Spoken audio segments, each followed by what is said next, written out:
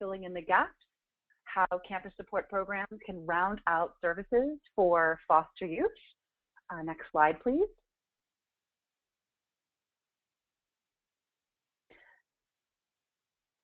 So to just start with some webinar technical details, I'm sure many of you are experts at this now. Your call-in number for live audio is on the screen there.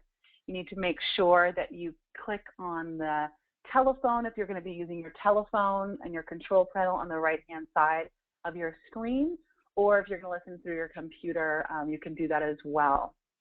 Your access code is there on the screen, and if you have any questions or if you're unable to hear us, you have an opportunity on the right-hand side to ask questions. So you just click on the question and answer arrow on your screen, type your question, hit send, and we'll be moderating those questions for you.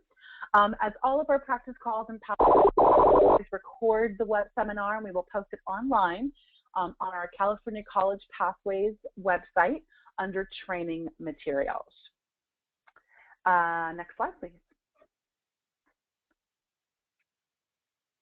So today's presenters, we're really excited to have LA City College represented with Veronica Garcia, Marisol Aguilar, and John Lee. And from San Francisco State University, we have Xochitl Sanchez-Arama. And from UC Merced, we have Kevin Bristow.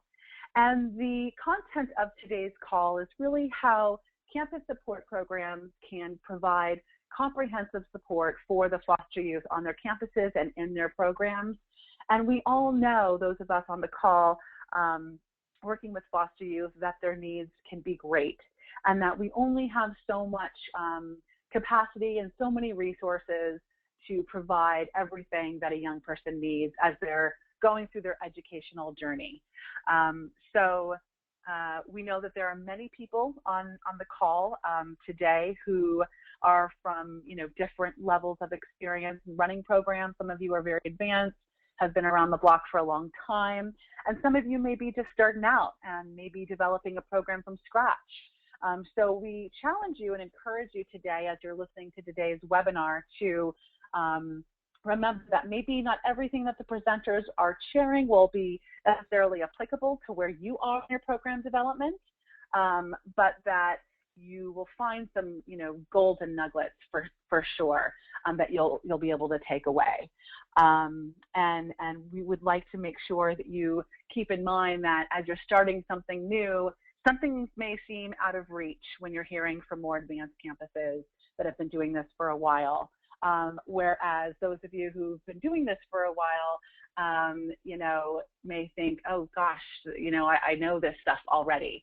But there's always opportunities for growth and for program evaluation and assessment to grow, expand, and enhance what you're doing. And so we really want you to make sure that you find those nuggets where you are in your own program's development and bring those into the fold as you listen to the presentation today. Next slide. I'm going to turn it over to my colleague, Debbie Rauscher now, who is going to provide some updates from the California College Pathways Initiative.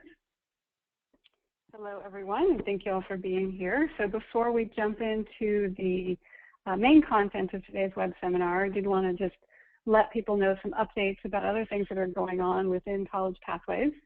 We have another web seminar scheduled next week, specifically for community college folks about equity planning. So folks on the call may or may not be aware that in the last budget cycle, foster youth were added in legislation as a population that has to be addressed in community college equity planning. And there's actually $70 million that was made available to implement equity plans. And our hope is that some chunk of those funds can go towards foster youth programs. So if you're with a community college, make sure that you register for that web seminar to learn more about the equity planning piece. If you go to our website on the upper right-hand side under the What's New section, you can find the link to register for that web seminar. The second thing I wanted to just let folks know about is what's going on with SB 1023. So you may remember that this is a bill authored by Senator Carol Liu and sponsored by the John Burton Foundation, which would create targeted foster youth support within EOPS programs for foster youth. So the bill made it through the Senate and the Assembly Policy Committees and is now headed towards the Appropriations Committee, which is going to be the biggest hurdle yet by far to get it out of appropriations. So if you are interested in expressing your support for SB 1023, you can do so by contacting the chair of the Assembly Appropriations Committee, Assemblymember Mike Gatto. And we've got his phone number and fax number up there on the screen. It's also easily available. You can just Google Mike Gatto and get his information as well. If you're able to send a letter, that would be fantastic as well. And if you want a sample template for a letter, you can email me. I think most of you have my email address, but Debbie@JohnBurtonFoundation.org to get more information about that. And it's being heard next week, so we're asking that letters letters and calls do get made by the end of this week, Thursday or Friday. And for those of you that are on the call from a four-year institution, we'd love to have your support letters and calls for this as well. Even though this particular bill would just provide the funding for community colleges, we really see this as a foot in the door and really establishing a precedent for government funding towards this targeted foster youth support that we're hoping can be broadened in the future to be even more inclusive. Next thing I wanted to let folks know is the next major project that we're working on here at the John Burton Foundation is a post-secondary education policy roadmap for foster youth. So we're identifying needed policy changes to make college more accessible to foster youth. We plan to issue that in October, and you'll see a lot more information about that, and we'll be hosting a web seminar and such. But if anybody has encountered some particular policy barrier that you have thought to yourself, boy, it would be nice if this was different, definitely send me an email and let me know so that we can make sure to incorporate everybody's suggestions into the publication. And finally, I just wanted to remind people about the next one of these calls. We do these calls every other month on the first Wednesday at 10 a.m. So you can actually put that on your calendar for the next year, the next one being October 1st at 10 a.m. So with that, I'm going to turn it over to Veronica Garcia from Los Angeles City College. Hello, thank you. We're excited to be able to share some of our information that we do at LA City College. Next slide, please. So I'm just going to briefly go over our program overview, just what are our main things that we focus on in really supporting foster youth. So we're really looking at how we support foster youth in discovering, developing, and really strengthening their skills in workshops and in activities that we do that really highlight that. We also focus on the academics. So how do we support their academic success so that they become, the best in what they're looking for, whether that's earning a certificate, degree, or transferring. And then lastly, it's really engaging students so that they have a welcoming environment to come to at LACC, both on and off campus. Next slide, please. So quickly, our program overview. Guardian Scholars started in fall 2009, and we did start with the Stewart Grant. It was a 3-year grant, and the idea was that the campus would be able to sustain the program. Unfortunately, that didn't happen, and so we do receive in-kind support from the campus, but we are essentially a standalone program. So we do rely on grants, funding, and fundraising efforts. So we are under the LA City College Foundation, and much of our fundraising happens through the foundation. We currently serve foster youth between the ages of 16 and 24, and our program has grown from 38 students in 2009 to 128 today. So we're really excited about that, but we're really looking at how are we serving those students to the full effect. And we'll get into a little bit more of that as we go with the presentation. And our program is overseen by Academic Affairs. Next slide, please.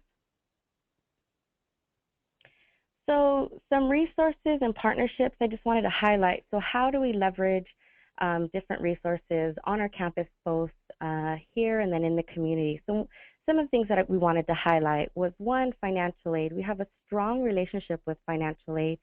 And one of the things, we have a liaison in financial aid, and we have what we call a green pass. So our students are able to actually come into the Guardian Scholars office. We're able to work with them through their financial aid.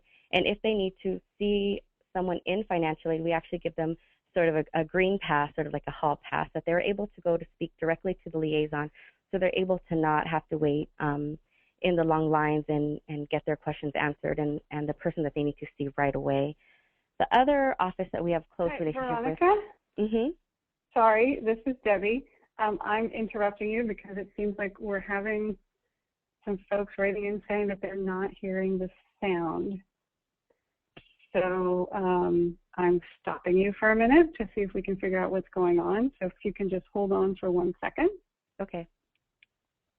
When you called in, did you enter your PIN? I entered a PIN. Let me try this again. There's another, let me see. Hello, can you hear me? I can hear you. So we have some people writing in saying that they can't hear, but it sounds like some of you can hear. So just bear with us for 1 second. Veronica, can you go ahead? Yes. Okay, it sounds like we're good now. I think, you know what, I apologize for this, Veronica. I'm going to have you start over because I think some folks missed the first part of the presentation before you entered that PIN. So I'm going back to your program overview.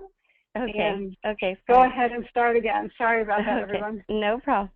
Okay. Hello. We're excited to share some information. I'm going to try and go through some of these slides fairly quickly, the beginning one, so we can get into some of the other nuts and bolts that we want to talk about. Overview, our philosophy, the three main things that we look at is supporting students and really strengthening their talents, really looking at how do we support their academic excellence so they meet their goals, whether that's certificate, career, transfer, or degree. And then really student engagement. We really focus on, through all of our programming, really looking at how do we engage students so that they have a safe place on campus to come to, and then also feel engaged in both in the community and on campus. Next slide, please. Quickly, our program overview. Guardian Scholars at LA City College started in 2009 with the Stewart Foundation, and we were very grateful for the funding. And what happened is we became a standalone program, given that our program was not fully taken under the wings of the college. So we rely a lot on, we're overseen by the LA City College Foundation, and we rely on grants, fundraising efforts, in-kind support. So that is how we are able to sustain as of now. We currently serve former foster youth and contribute from the ages of 16 to 24, although our number is also rising for adult adults. We have grown from 38 students in 2009 to 128 students today, and we are currently overseen by the Academic Affairs. Next slide, please.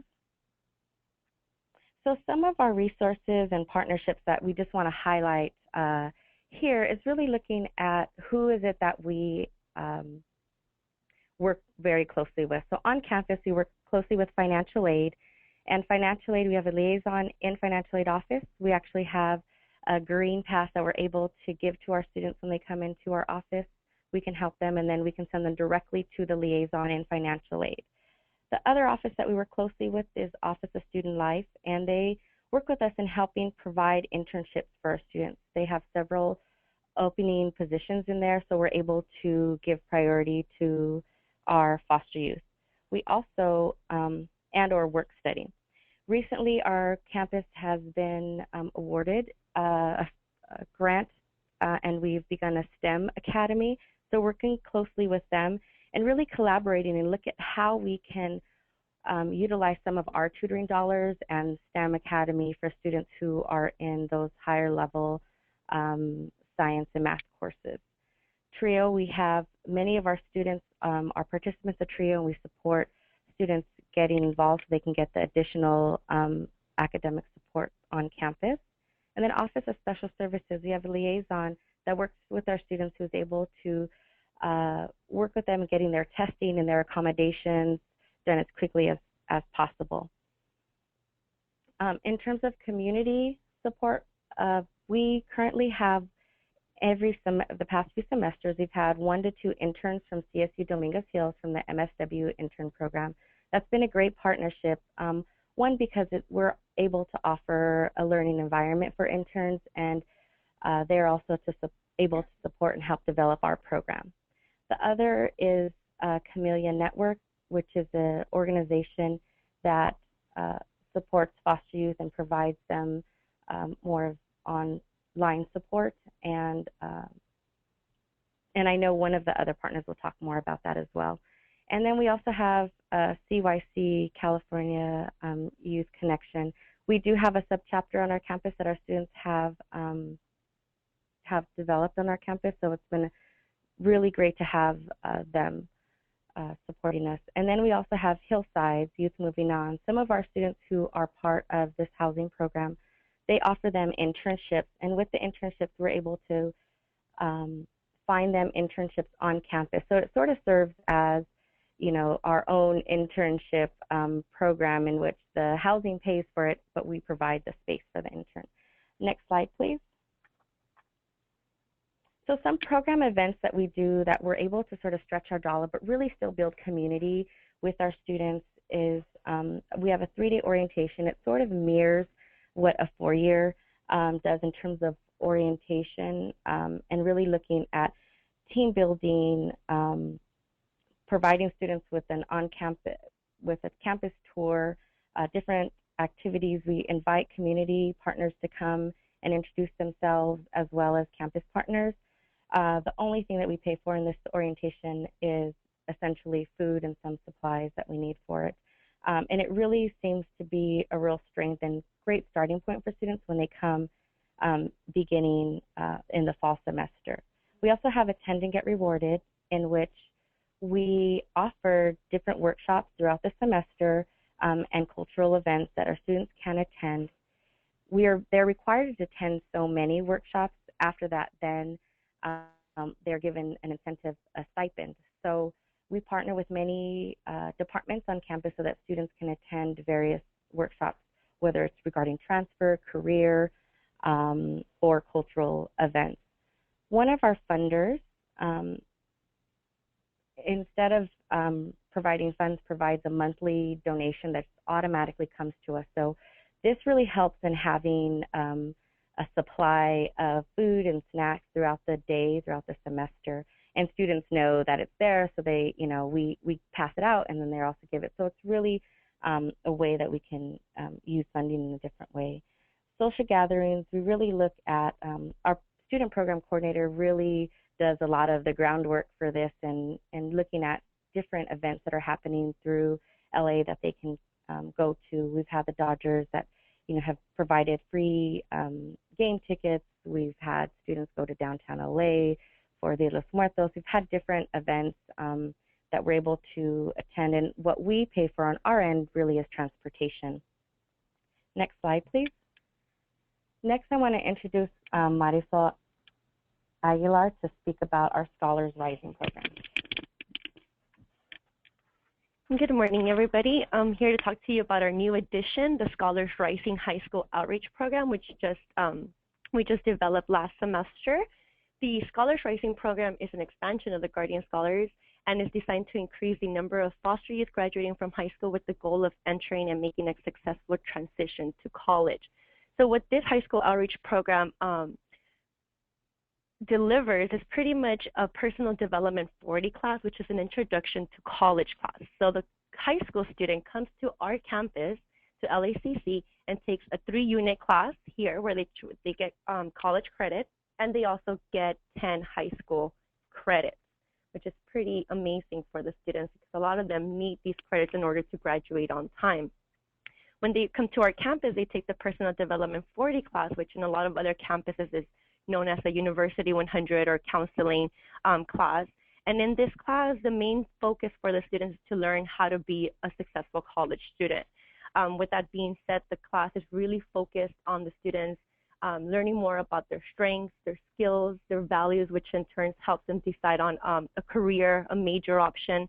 Again, we support the student in whichever, whatever their educational goal is. We're not necessarily trying to tell the students to come to college, but we want to make sure that they know that they have that option and how to reach out to those resources. The class, we also provide educational planning, so if the student does decide to come to college, they know what classes they need to take in order to be successful. Furthermore, the class teaches them how to write a research paper and how to just really be a successful college student. The program further, besides the PD40 class that we offer, we also offer campus tours. So last semester, we were able to take our students to USC, in the semester we're planning for our UCLA campus tour. We really want to get the students to think outside the box and not just think of the colleges that are very local to us, but also the other colleges that they can get into. And so we want to put that in perspective to them. We also help them with job and resume preparation. And one of the very exciting parts of our Scholars Rising High School Outreach program is our peer mentoring program.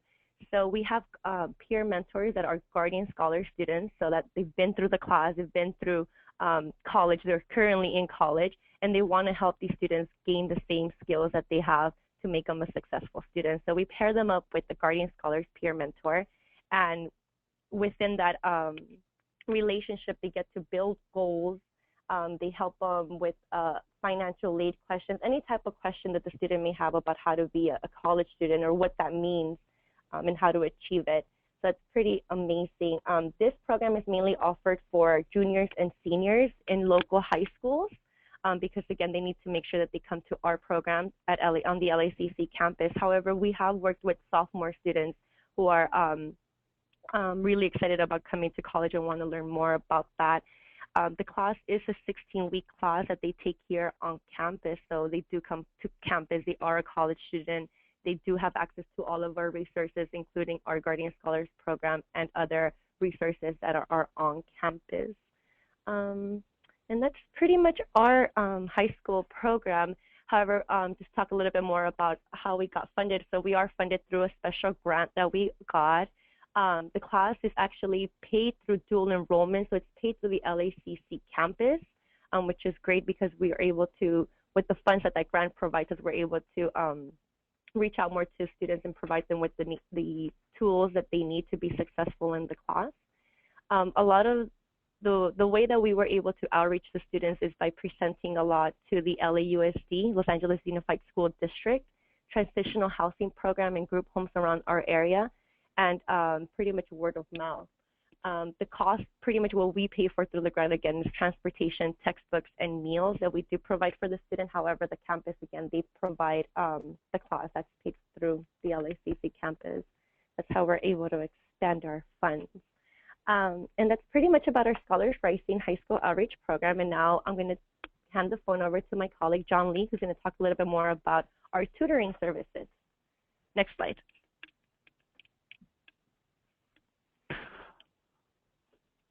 Okay, so our tutoring program, we mentioned earlier that we have interns from Cal State Dominguez Hills, MSW interns, and when one of those interns at the end of her time here surveyed the students to ask what was the most valuable services that were provided by our program to the students answered, the majority of students answered that tutoring was actually the most important service they received. So that really kind of opened our eyes up to how valuable the students see the tutoring, and after that we became even more focused on expanding it, making it stronger. So one element of our tutoring that really makes it effective is we have accountability for our tutors and for our students, meaning that the tutors get together throughout the semester a couple of times at the beginning and then throughout the semester and then again at the end of the semester before finals happen to check in about all the students who are active with the tutoring program and make sure that they're all on track. And that way we can see if any serious problems or train wrecks are coming in terms of grades. We can kind of intervene, we can talk to other office staff and circle the wagons and get the student back on track. The check-ins, they also they just make the tutors more effective because sometimes the math tutor might not have as good of a rapport with students as the English tutor does, and so we can fill each other in on what's going on, and the tutors who have stronger rapport with students can be the ones who follow up directly, the ones that the students feel most comfortable with.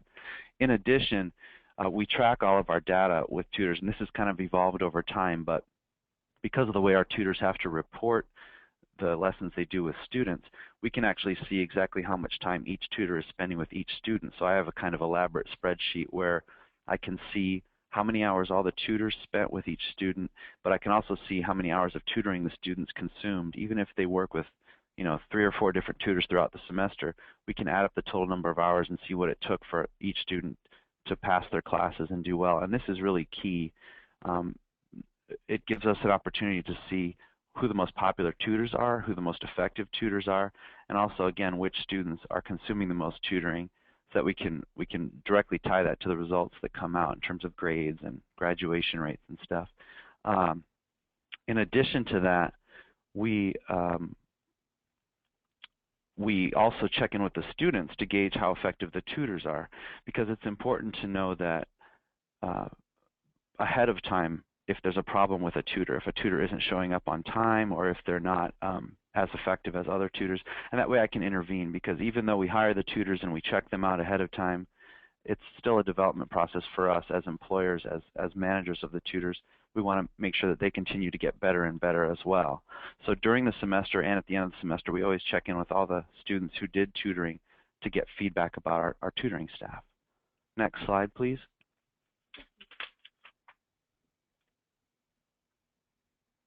Okay, so when the Guardian Scholars Program first started out in 2009, it was a small program. As I think one of the previous slides said, there were 38 students.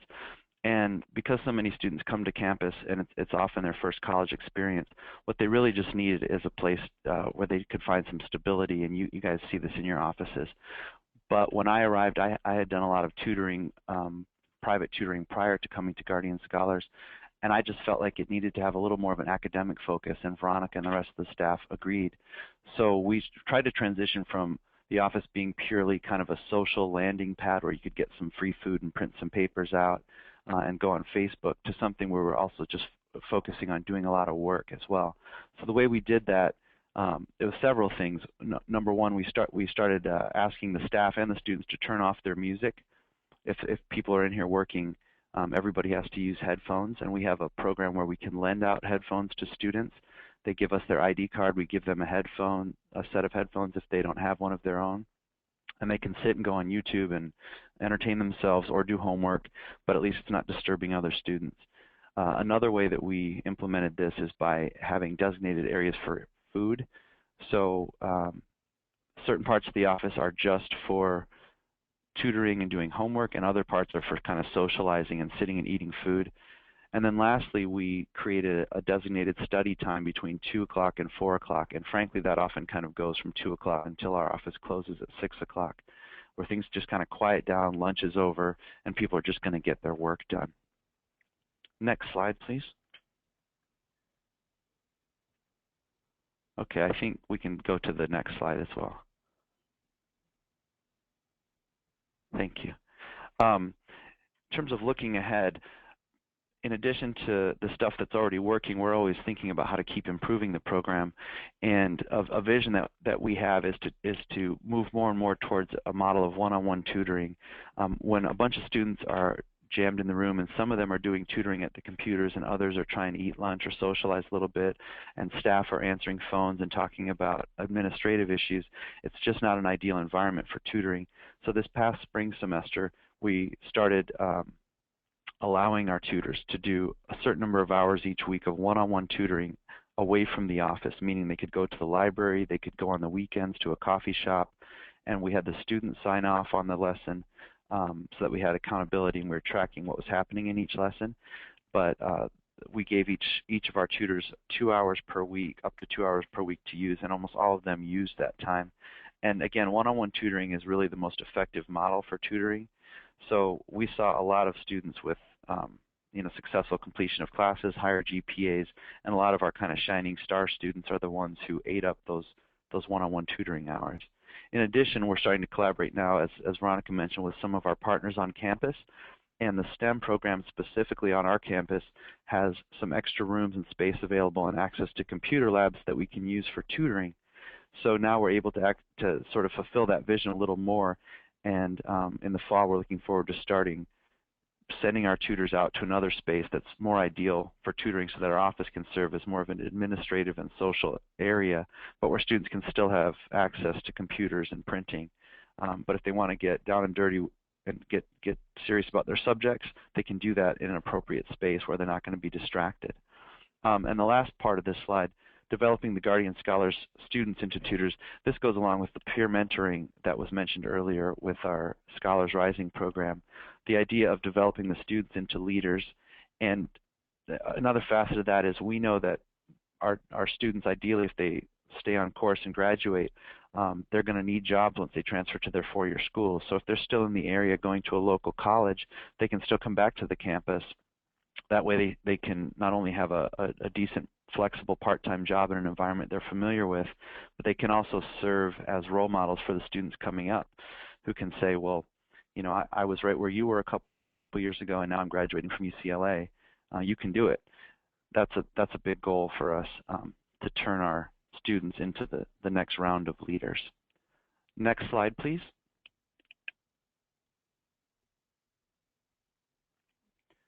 So there are resources that we use on campus that are part of tutoring, but they're also a bigger part of the program. On the left-hand side of the screen, you can see a sample flyer for our laptop loan program.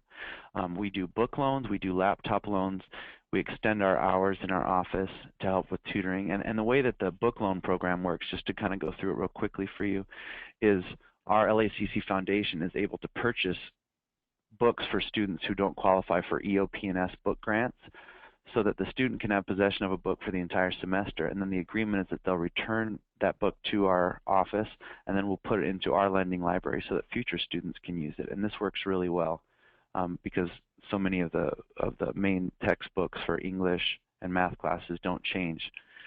In addition, we have the Loan Laptop program. That program is usually geared towards students who don't have computer access over the weekend, so you can see the description on the flyer there of how we manage that. We borrowed that entire thing from Trio. Another advantage to sharing resources is you can see how other offices are doing things and how they're working, so you don't have to reinvent the wheel. And then in terms of extended hours, study jams, weekend tutoring, for students, whether it be individual students who really have a need and come to us and say, I need some help beyond what's offered in our regular tutoring hours, to students just getting ready for midterms and finals, we find that having the office open a little later, providing snacks and stuff for those students who are motivated to tutor is really helpful for us. And then, as I mentioned before, we tap a lot of other offices for use of facilities. Our office is fairly small, and we can't host a large workshop or an award ceremony in our office. So we constantly are collaborating with other offices ahead of time so that we can use their spaces. Next slide, please.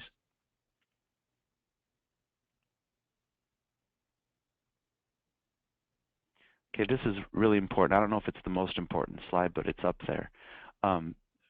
We try to always give positive feedback to students, pats on the back every single day. So whether it's hey, good tutoring session today, or the student comes in and tells us the grade they gave us, you know, in families, people are always giving people that kind of encouragement. And a lot of our students don't have that benefit or aren't used to that benefit. And just a little bit of that positive feedback, which I know you guys see in your offices, goes such a long way with each student and means a lot to them.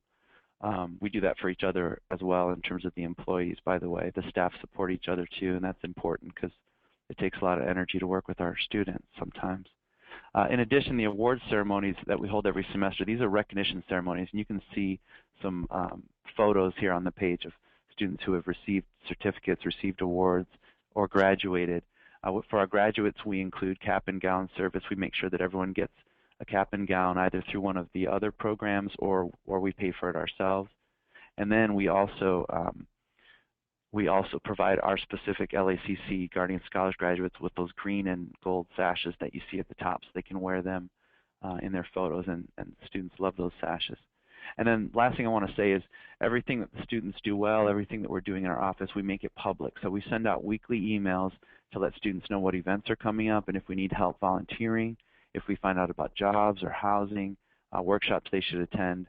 We make it all public. We email the students, but we also put it on Facebook. We encourage people to use Twitter, Instagram, all of that stuff, because we find that by really holding up and making examples of the students who are doing well, it pulls a lot of students who aren't necessarily serious about college, haven't turned that corner of maturity yet, to come on board because they see some of their classmates doing well. And that's to me the best motivator is when they see someone that they know who's transferring to a college or getting a scholarship. It really motivates the other students and makes them see what's possible. So that concludes the Guardian Scholars LACC slide presentation. I'm going to pass it now over to Xochitl at San Francisco State. Next slide, please.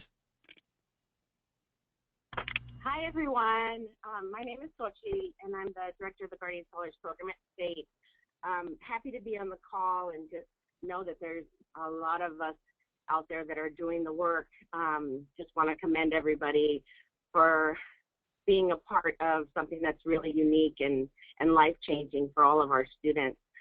We started the program back in 2005, so we've kind of been around there and learned a lot about, you know, the evolution of where our programs need to go.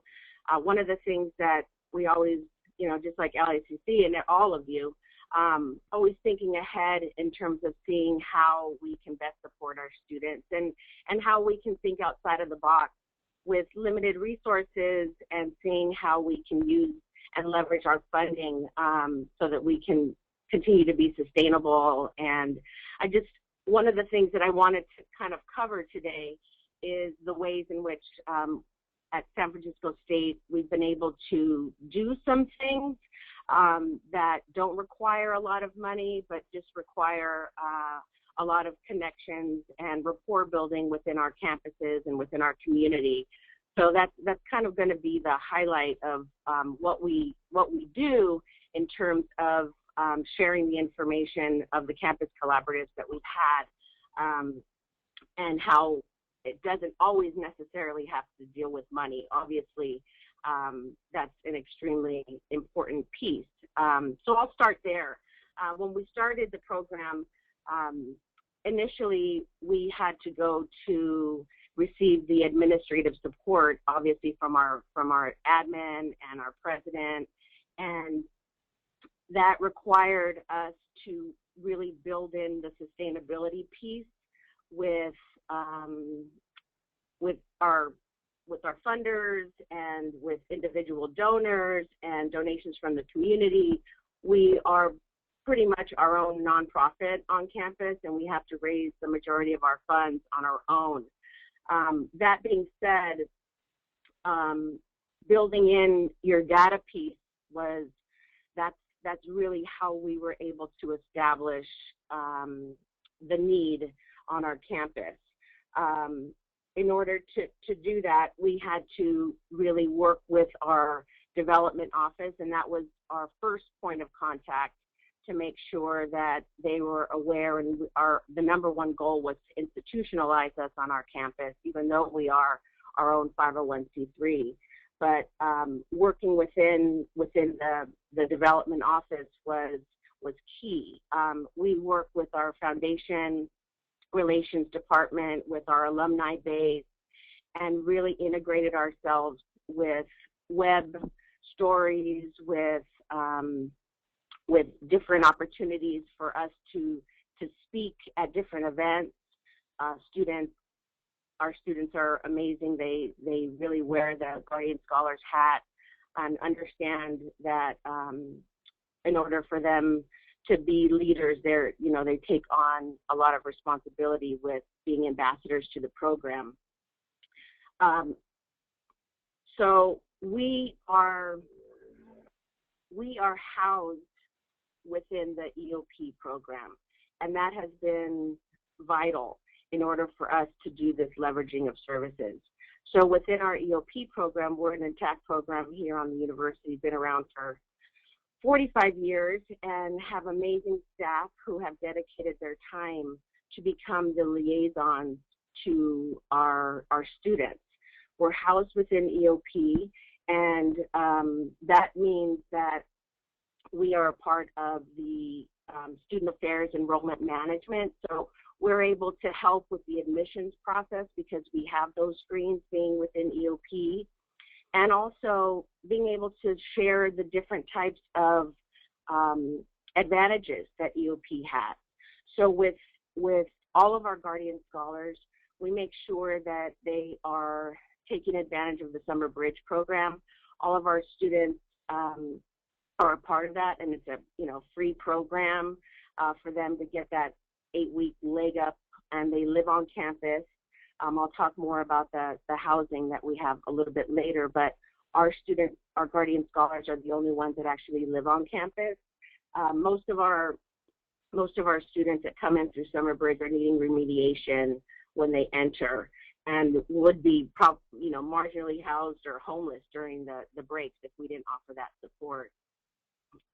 Another piece of the EOP side of it is that we are fortunate to have a TRIO program, and our students receive that guaranteed slot to be a part of that intensive academic side of more tutoring and a specific advisor. They can also take advantage of the tutoring within the overall EOP program, but it really helps to have those connections within the EOP office where we can designate specific staff and our students know who to go to. And it's really been an evolution where, I said I started at the top with the president, but it's really become a circular and organic process where everybody that meets our students is happy to kind of go over and above and support them that way. So on that note, in terms of the slide, we started our program with a clinical case management model since the onset of our program. We developed within the university a collaborative with the School of Social Work, and that's been completely helpful and also useful in terms of our funding, because we've always used the interns to do their year-long internship within our university. So they're able to spend that 16 hours, and we have a cohorted model where the students who are doing their internships work with the first-year students that come in and kind of give them, that shared first-year experience, and they're able to understand what some of those needs are and the similarities between someone that's just coming onto campus and support them that way. So we have our students are needing to come in and they see their case manager, and the interns hold a caseload and are able to do the high touch model that we like, which is very much getting involved with their lives and the needs that they have.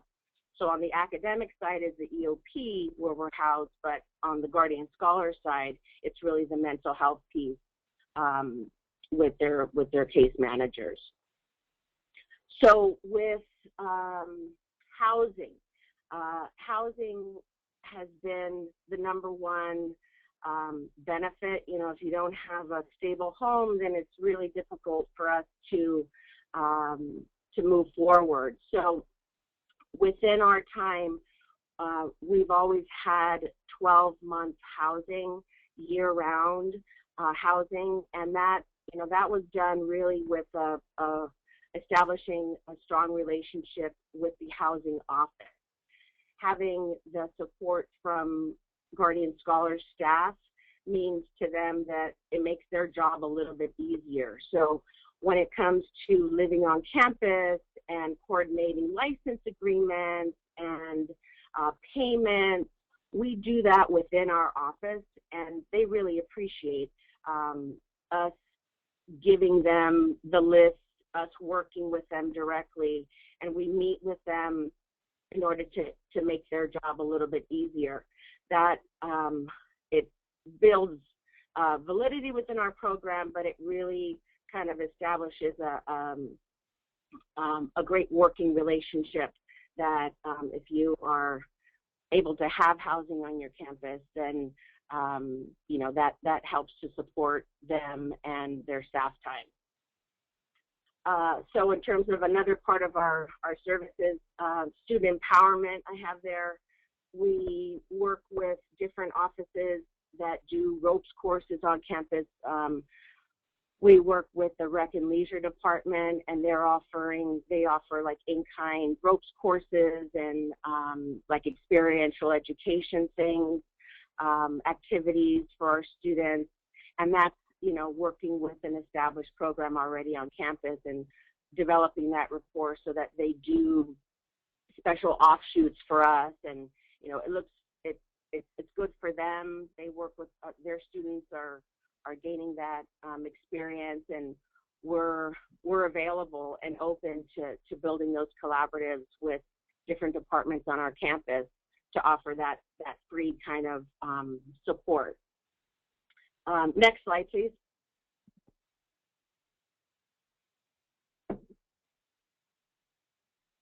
So another piece to this, like I said, we're going to be celebrating our 10 years next year. Well, I can't believe I'm saying that.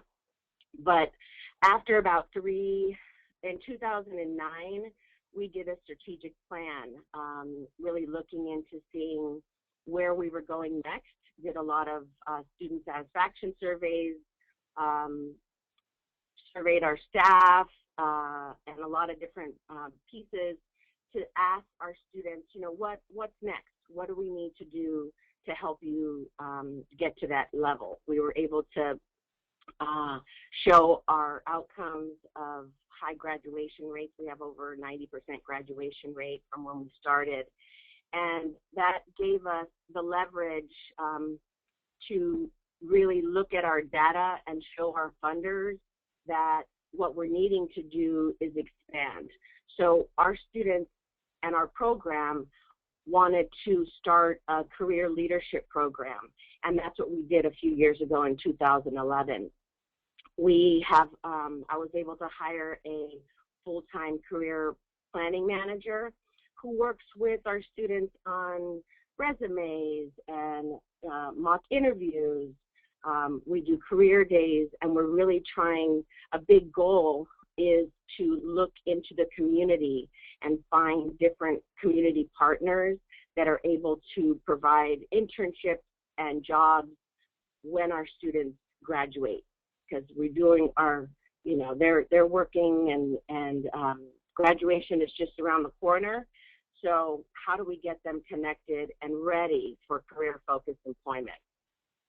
One of the ways that we do that is by doing a job shadow day, and it's kind of our version of Take Your Child to Work Day, but these are multidisciplinary students from different majors who, if we were to take them to the mayor's office or Goldman Sachs or medicine or a nonprofit, they're getting that exposure and working with this type of an environment that they're modeling adult behavior, you know, in the workforce. And that was a piece that it didn't involve us to make to spend money. It was more of a how do we create these partnerships within our community and work with them so that they can host our students on a job shadow day. It's been very, very well received from our students and our staff and the community partners that we have, and like I said, it's something that that we don't have to use a lot of money for. Another piece is the mentorship program, which is similar to the LACC program, working with the older students, providing that mentorship. The newer students, whether it's tutoring or different activities, we're able to offer a little bit of a stipend for our peer mentors to kind of take them out to lunch or do things like that. So it's just the bonding. Go ahead, next slide, please.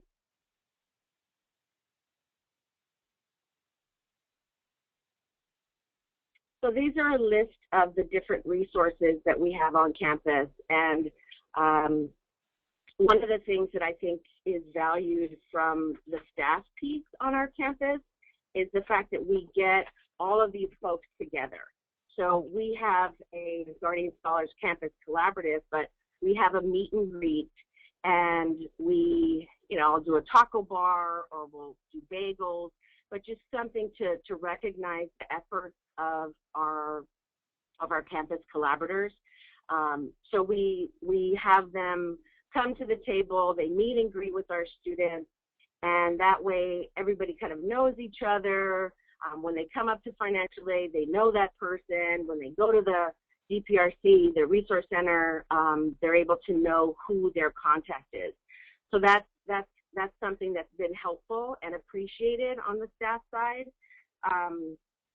Along that note, these folks who are our connectors and our superstars on campus, we invite them to come to the orientation. So we have a new student orientation, and at the end we have another meet and greet, just to kind of, build relationships, and we can talk and laugh, and they can know the student one-on-one. So that's another piece that doesn't really require a lot of funding. Go ahead. Next slide, please.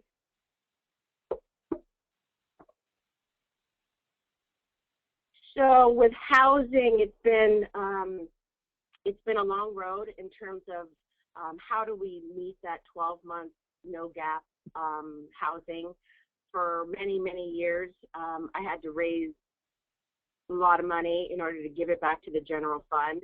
But back to the data piece, after our strategic plan, we were able to go up to housing and the president and make headway, which is like a dream come true. Our university is now offering summer and winter breaks free of charge for all of our Guardian Scholars. So that's about 50, and it costs about $5,000 for them to live. During the summer months when there is no financial aid, it's a critical piece in order to keep everybody housed, and we were able to leverage that funding to support the new career planning manager that I spoke of before. So instead of me giving money back to the university, I was able to hire that full-time staff to help with the career piece. And that's kind of how we needed to leverage our funding. In terms of our housing, our students all live together on a themed community, and that was offered by the university. That doesn't cost them anything. I'm sure that most of you have science and themed communities or arts or business. Well, they were able to offer that for us, and it really established a wonderful feeling to have our students together and building that community on the onset of them moving in with Summer Bridge. Next slide, please.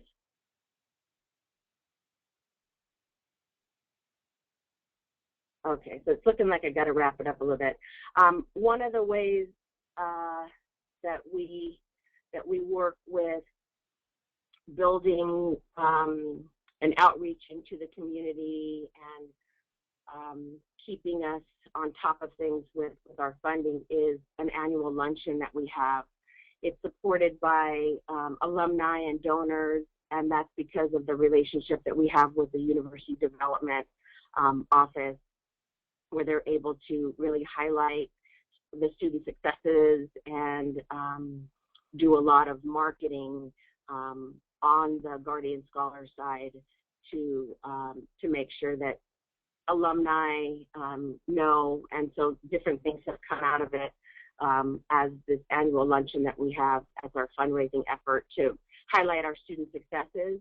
And the hotel is donated, and we don't actually charge because we just do a hard ask at the end of the luncheon to make sure that they can keep supporting our program. Next slide, please.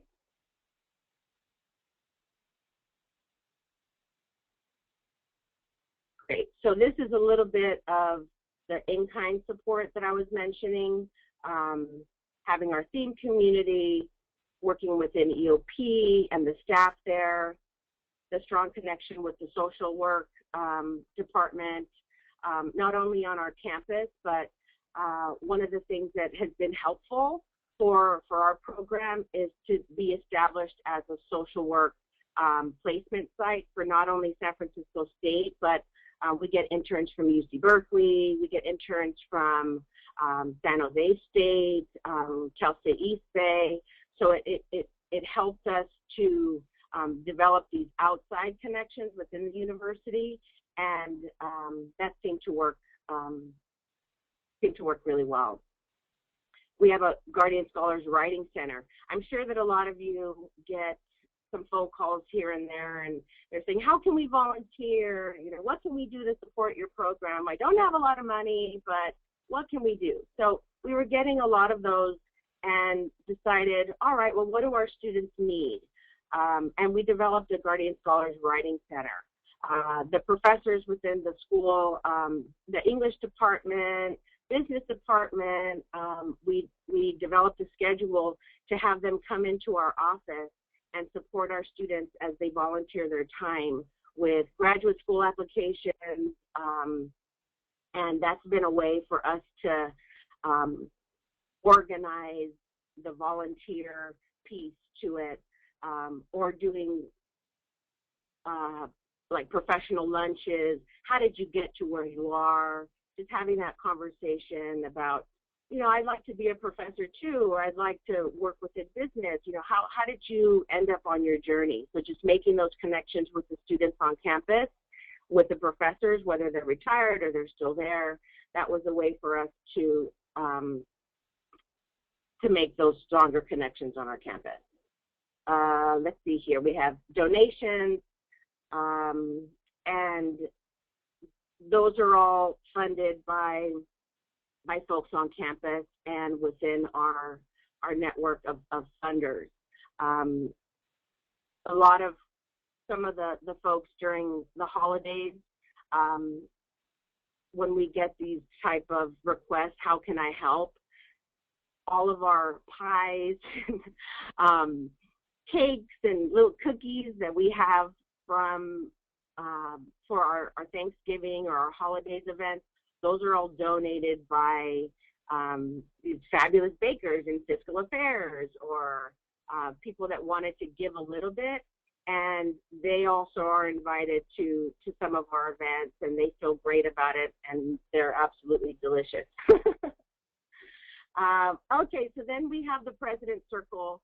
Because we're a part of the President's Circle, we're a prioritized funding program, and can't even stress to you how much that has been a part of our success, to be able to always share our outcomes and make those times once a year. We meet with the President's Cabinet to kind of share what we're doing, what we're going, and that kind of thing. Next slide, please.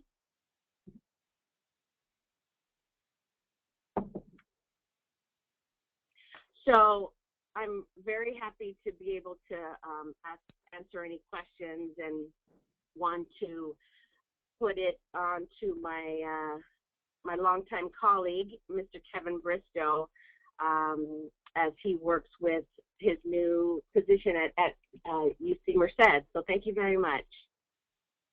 Thank you, Sochi. Can everyone hear me? Yes. Hey, Kevin, this is Devin. Really quickly before you begin, I wanted to remind everybody to write your questions if you have any. I see some questions, some great questions coming in.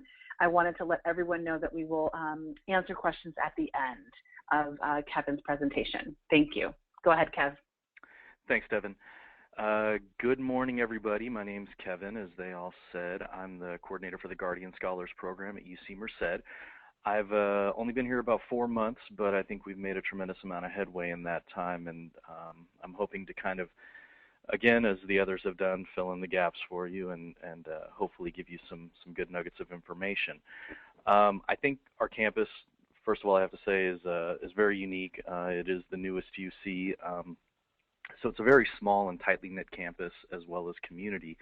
And in addition to that, it's also pretty young, vibrant, innovative, and growing. And I'm fully convinced that this timing in this program is in a very good position to grow right along with it. As we've talked a lot before, as everybody I'm sure knows at this point, administrative buy-in at the highest level is key. So, our chancellor and our vice chancellor of student affairs have been great champions in this regard.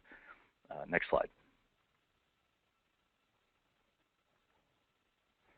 Okay, so as I was saying before, our organizational structure does lead to better collaboration.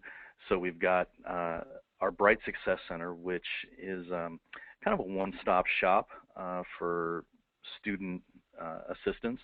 And within that umbrella, there's Guardian Scholars, there's Fiat Lux, which is sort of akin to an EOP program, but it's funded through a TG grant. And we've got the degree attainment for returning and transfer scholars, aka DARTS. And then we've also got our undergraduate academic advisors in that umbrella. So all of these programs overlap in order to minimize students who fall through the cracks. And in my opinion, it works quite well. Next slide, please.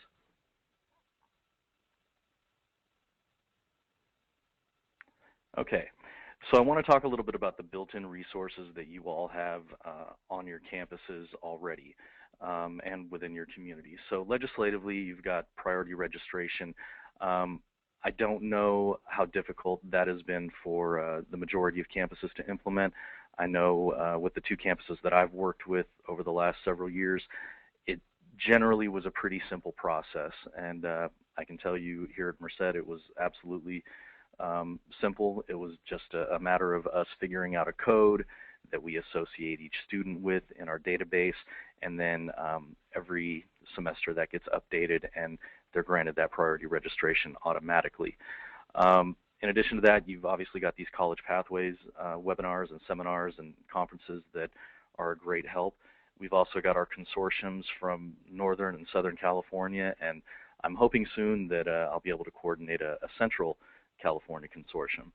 But in addition to that, we've also got our Blueprint conference every October, I believe, annual ILP conferences, and definitely recommend CYC conferences. And if you're available to do that and you're interested in legislative things and mentoring, I definitely would advise you to become an adult member of CYC. In terms of information technology, that is going to vary from campus to campus in terms of what they're capable of doing. But in my personal opinion, if you don't have a web presence, your program is lacking, or it's not going to hit as large of an audience as you're hoping for in terms of promotion. Everybody does everything on the web at this point. In addition to that, I recommend an online application instead of a paper application, which I've done it both ways, and I think the ability to kind of customize the data that you're creating and having it automatically imported, exported, and analyzed is a much easier thing to do, and it makes your reporting out a lot easier if you're a grant-funded program. Social media in this day and age is huge. I try to have a platform on every platform and make sure those all tie back into the website and make sure that the students know about them and that they know how to access things on their phone, especially their email on their phone. So information technology is huge, but traditional media is huge also. You can't discount a flyer, you can't discount a brochure, and those generally aren't that expensive to produce. I mean, you're talking paper and toner essentially if you want to go the cheapest route. Next slide, please. All right, so I think we got, sorry, I got ahead of you. Okay, so campus resources. One thing I'll say about campus partnerships between different departments and, as we say, silos sometimes, communication between departments and a mutual understanding of roles and responsibilities is a must. MOUs are preferred, but they're not always necessary. I've had instances where things can get out of hand or get completely overlooked or ignored if there isn't a written understanding. But it depends on your environment. If everybody's comfortable with just making things happen, then that works as well. But in terms of actual specific departments, I've met with just about everybody on our campus with the exception of just a few departments. But our advancement department has been great with helping us create 2 different donor accounts that are both accessible online. So that's something that doesn't really cost anything. You know, we also are looking at employee deductions from paychecks, which, you know, if you think about $5 a month from 100 people, that's still $500, or excuse me, $5 a month from each individual employee. Say you have 100, you know, that's $500 a month. So, you know, as Sochi mentioned, there's also annual giving drives, or the President's Circle as they call it. Your alumni magazine is also a good place to hit people up for donations. Our Office of the Registrar, extremely helpful. They're going to be the ones that obviously take care of your priority registration, but also communicating to them the need for the data that you're going to need to pull from whatever system you use on your campus.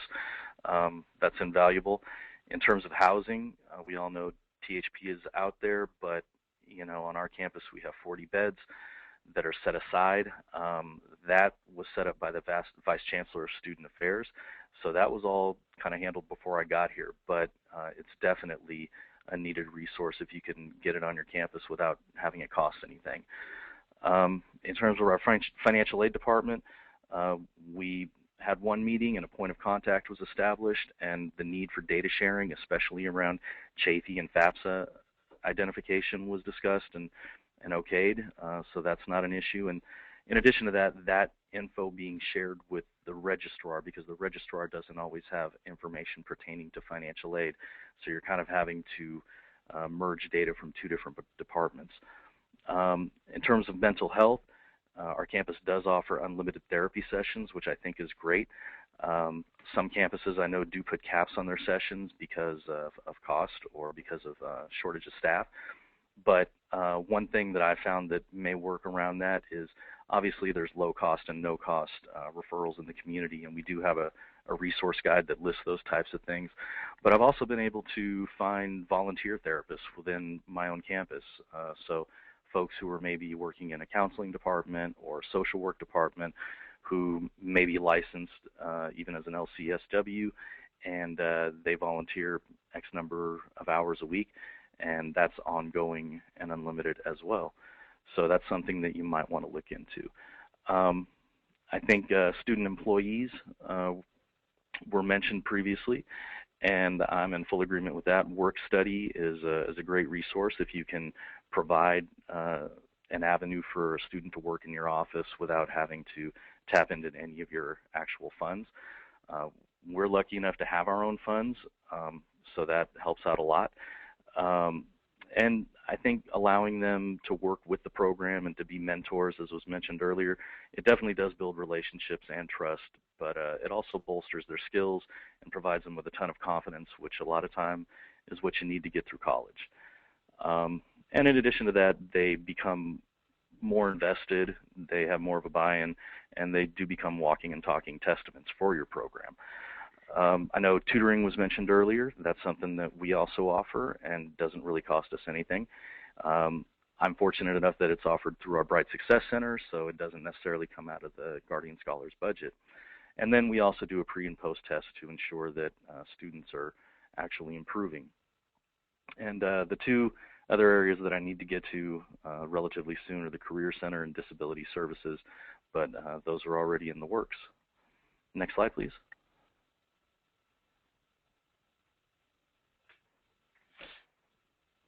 All right. Now, I'm assuming most of us are familiar with the majority of these community resources. We've got ILP, AB12, THP+, CYC mentioned earlier. You know, but there's also the Burton Book Fund, which if some of you aren't taking advantage of it, I would recommend it if it's available. And that also requires a collaboration with your bookstore, which is another great place to get a source of connection on campus. And then someone else also mentioned the Camellia Network, which we've also attempted to register with. We're on the waiting list at this point, but I've worked with them previously, and it's a great program as well. But probably the most valuable thing we have going right now is our multi-campus partnership, and that's between us and Merced College and Reed-Lee-Madera College. And we hold monthly meetings at Merced College, and in those meetings we also invite the offices of education from Merced, Madera, and Stanislaus counties. So we cover quite a broad area, and those have been very productive. And as a matter of fact, if it wasn't for those meetings, we wouldn't have had such a success that we had for our two-day retreat that we had here on campus for foster youth between the ages of 11 and 15.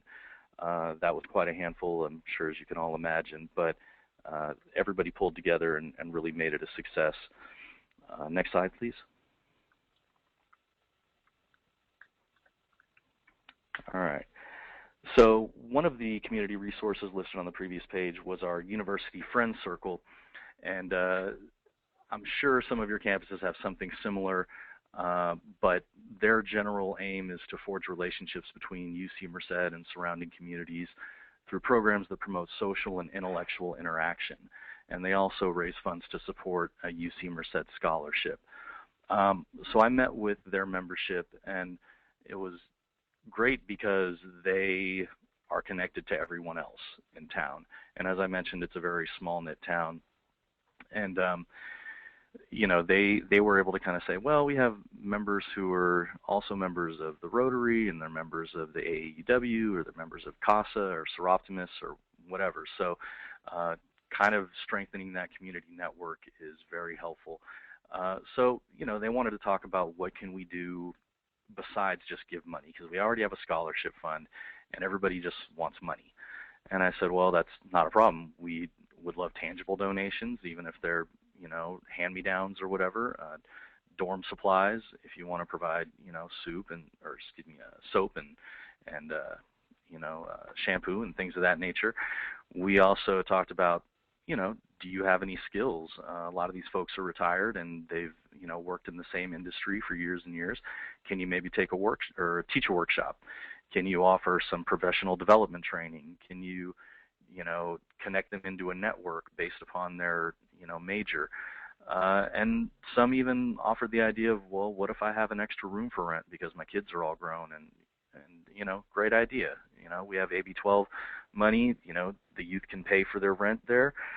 Not an issue. And then, as I mentioned before, also the mental health aspect. Say, you know, it doesn't necessarily have to be an on-campus person.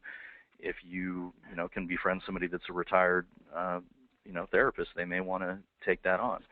So I encourage you to just kind of think outside the box and think about ways that you can help your students that don't necessarily cost a whole lot, if anything. Next slide, please. So moving forward in the future, I'd just like to encourage you all to get involved with any community and philanthropic organizations that are out there. I don't care if it's Shriners or veterans or homeless shelters, Masons Elks, Moose Lodge, whatever is in your town. Get on their monthly calendar, get in there, talk about this cause, because it's not a difficult one to sell. And these are people who you want to know, and that larger network becomes, the larger that network becomes, the better your chances of wrangling resources. You also want to keep people talking about your program, both on campus and in the community.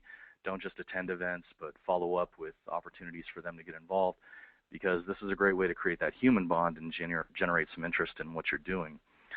Make sure you're not afraid to paint a realistic portrait of what these young men and women go through. Most people are peripherally aware, but not explicitly, so it doesn't hurt to let them know. But also be sure to help folks understand that any amount given helps. Like I said, $5 a month, 100 employees is still $500 liquid cash.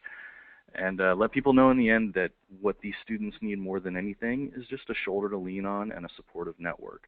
And in many ways, you probably all serve as facilitators of that network for the next 4 to 5 years of their lives.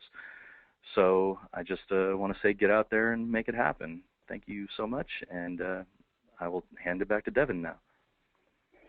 Thank you, Kevin. Thank you so much, and thank you to everybody, Sochi and the team at LA City College.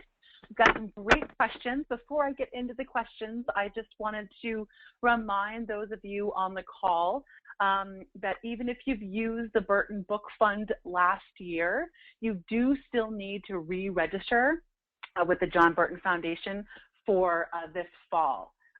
So to do so, you would need to contact Diane Matsuda, the Executive Director at the John Burton Foundation, and her email is diane@johnburtonfoundation.org. Of course, you can get in touch with myself or Debbie, and we can help facilitate a connection to Diane. So let's jump into some questions. We got some great ones that came in earlier, and have continued to kind of scroll in here. So the first few are for Veronica and the LACC team. What process did you have to go through to get an MSW intern from Cal State Dominguez Hills?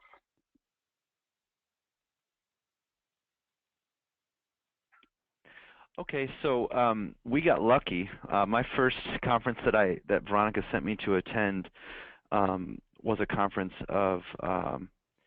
in which I was seated next to Carol, who runs that program over at Cal State Dominguez Hills, and she presented at the conference and said, "We're going to start this new program, and we're going to have MSW interns to assign." And since I was sitting next to her, I was like, "Put us down as first on the list." In terms of the nuts and bolts of how that unfolded, I think we kind of followed up with them. They handled all the administrative stuff and then came to us with their candidates and met with us. So I think it was just kind of fortuitous. We just got lucky. But now I know for a fact that Dominguez Hills is doing this on many other campuses, and I know San Francisco State, you guys mentioned having MSW interns as well, so I'm not certain if you guys might be able to speak to that, Sochi. Sure, I can speak to that. Well, one of the ways in which we established that connection was to have my co-founder be a professor in the School of Social Work. We met each other back in 2004 at a conference about the work that Fullerton was doing in their Guardian Scholars program, but it's very valuable to look for a faculty advisor. That faculty advisor could be a new wanting to be tenured professor who will take on that supervisory role, because you do need, the MSW interns, they need a LCSW clinical supervisor to be able to get the hours and process and do supervision with them. So a lot of that comes from the faculty advisor piece, and just to look at new professors and just put it out there that they can also benefit from it. Hopefully them getting tenure within the university, but that was a piece that that the School of Social Work works with, and Sonia Lenz-Rashid, she's our faculty advisor and a researcher, so she was able to really hold on and take the lead in getting the research and data that she needs to develop our database for future funding. Awesome, Sochi. Thank you so much. A couple more questions for LACC team. I know we're getting close to the end of our time here with you all together. We want to respect your time. How were you able to engage your foundation in assisting you with fundraising? John, Veronica, or Marisol? So with the foundation, given that our program essentially began under the foundation, we're able to so they oversee Guardian Scholars, we're able to work with them directly on our fundraising and use some of their grant writers to also support Guardian Scholars. They have the foundation also has a yearly gala, which they integrate Guardian Scholars into their gala as well. Some of the funding also that they raise goes directly to Guardian Scholars. That's great. Thank you. So it was really a matter of creating the relationship that was already created and then they were already committed. Fabulous. One last question for LACC. How did you find out about the STEM program on campus? Are you part of like a committee, that provides updates on the different efforts that are coming to the campus, or how are you aware of that other program that you can connect your foster youth into? The STEM Academy, the STEM Academy was actually funded under our foundation, and they connected us. They actually also were seeking different programs that they can partner with, so we were able to connect with them. So now we've developed a relationship where we're actually doing check-ins with one another and looking at how we can leverage each other's resources at both tutoring and in space, physical space and their computer labs and like that. So I meet regularly with their director, their STEM director. Great, thank you. The next question, it is kind of for anybody. It came in about the percentage of the youth that you guys work with that you think don't own or have easy access to a computer. LACC, you guys mentioned your computer loan program that you allow them to take computers home over the weekend. Is this something that you implemented because you saw the need was great?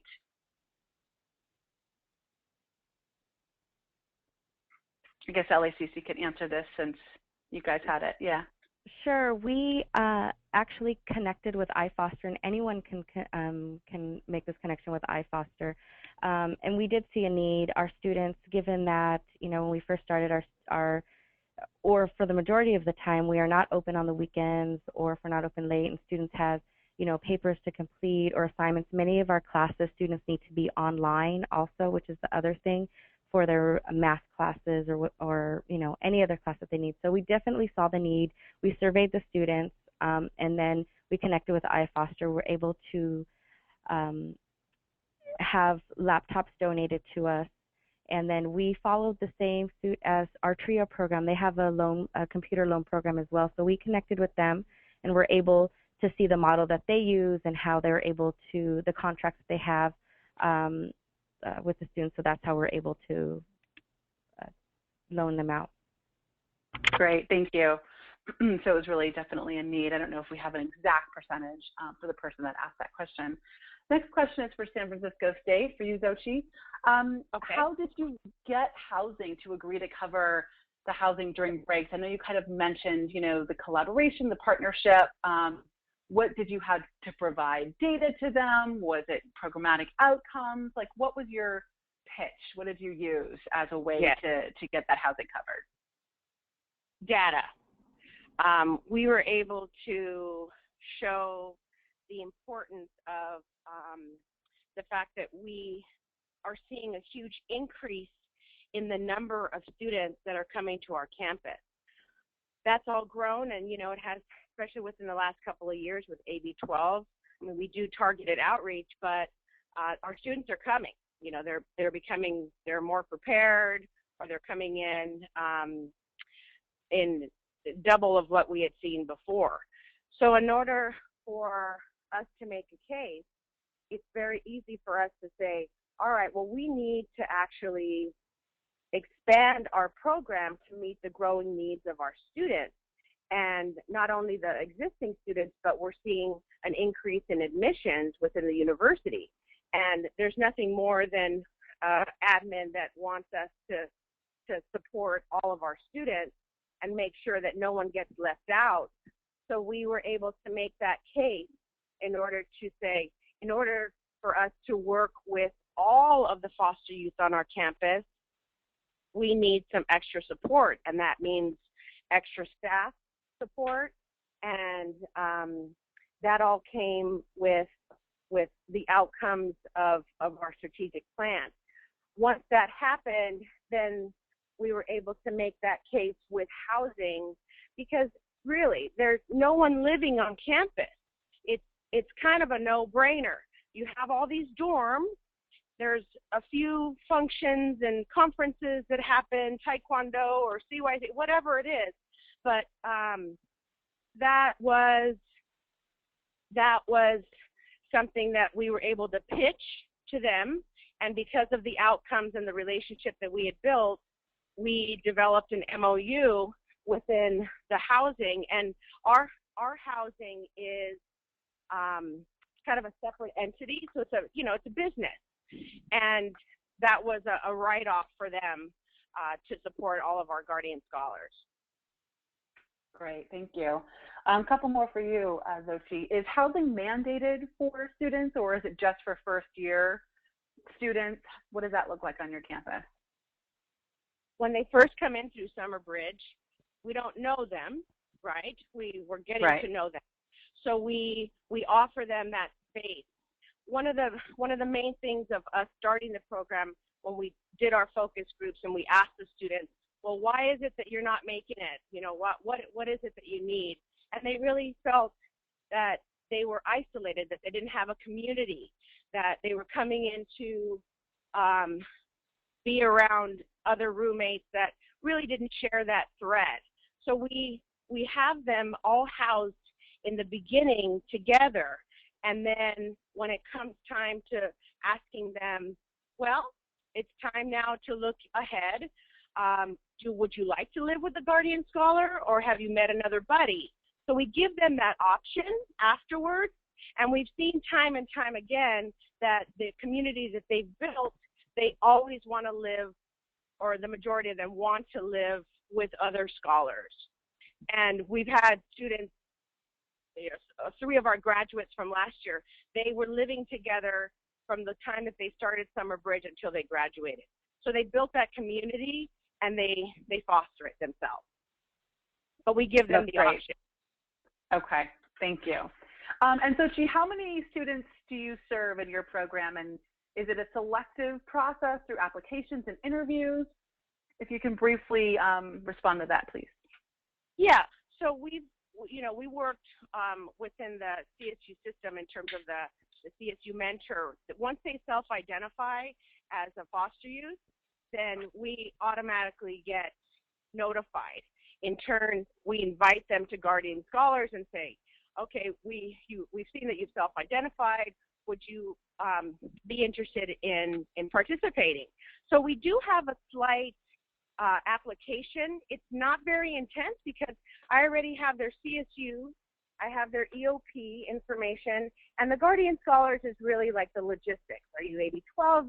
Your Ward of Core documentation? And yes, we offer them an interview. They go through the process. They feel like we make it very aware about the requirements that we have, and it's a very small few of the folks that don't want to be a part of the program, but as part of their learning and growth, they definitely have to be a part of the admissions process. We don't say no, but we have them value the process of becoming a Guardian Scholar so that they're fully aware of the types of services that we have, and where we wanting to do is meet them where they're at and provide all those support services, academic or otherwise, to keep them grounded. Great, thank you. And I know we are at time, so I have just one comment that I'd like to share. Forgive me if I didn't get to your questions. We will definitely make sure that we respond.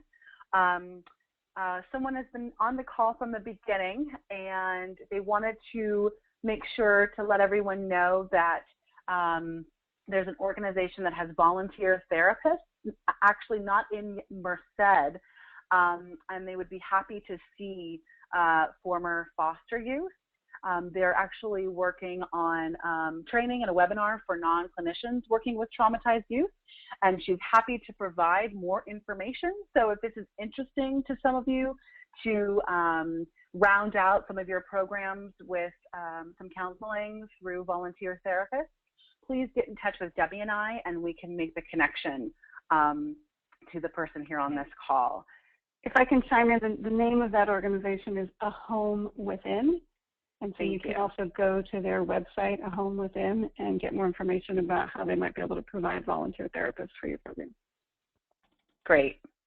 Great. Well, thank you all so much. This concludes today's webinar. And as always, it will be up on the California College Pathways website in at least 24 hours or so with the recording archived. Thanks again to our wonderful panelists, and we hope you all have a great rest of your week. Bye-bye.